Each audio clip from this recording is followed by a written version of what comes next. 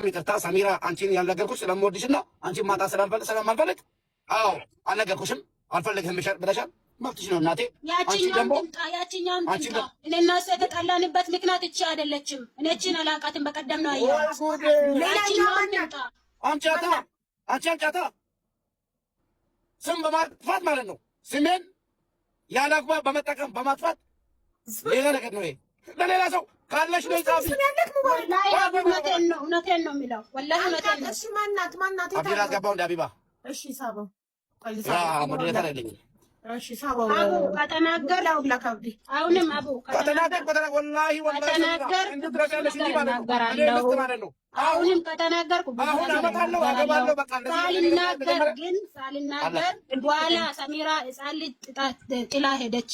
ምንድናት? እንደዚህ አይነት እናት አይደለችም። ጨካኝ እናት ናት።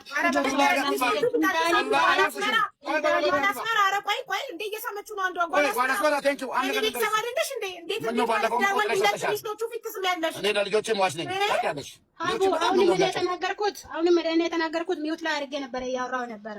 እኔ የተናገርኩት ለምን አገባ ለምን አመጣት አይደለም መፍቱ ነው። እኔ አሁን የመጣሁበት ምክንያት አቡዬ ነገ ሰሚራ ሕፃን ልጅ ጥላ ሄደች። የተወለደው ምን አይነት ጨካኝ እናት ናት? በቃ ባለጌ ምናምን ተብዬ መሳደብ ስለማልፈልግ ምክንያት ሳይሆን አንዱ መቶ ያሳደጋል እናቴ ደክሞኝ ነው።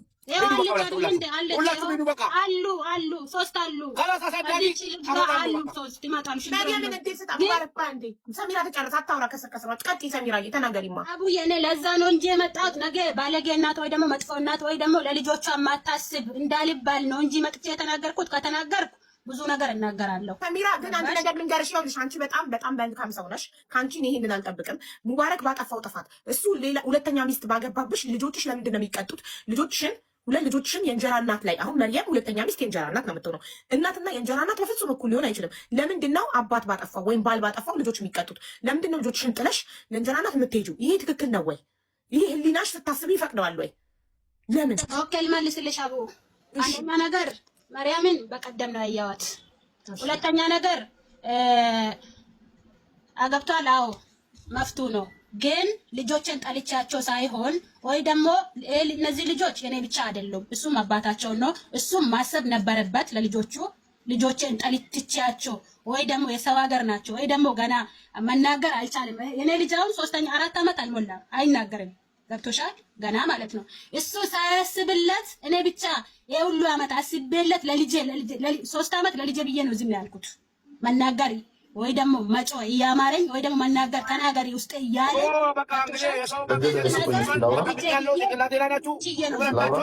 ሁለታችሁም ለሙባረክ መስተናገድ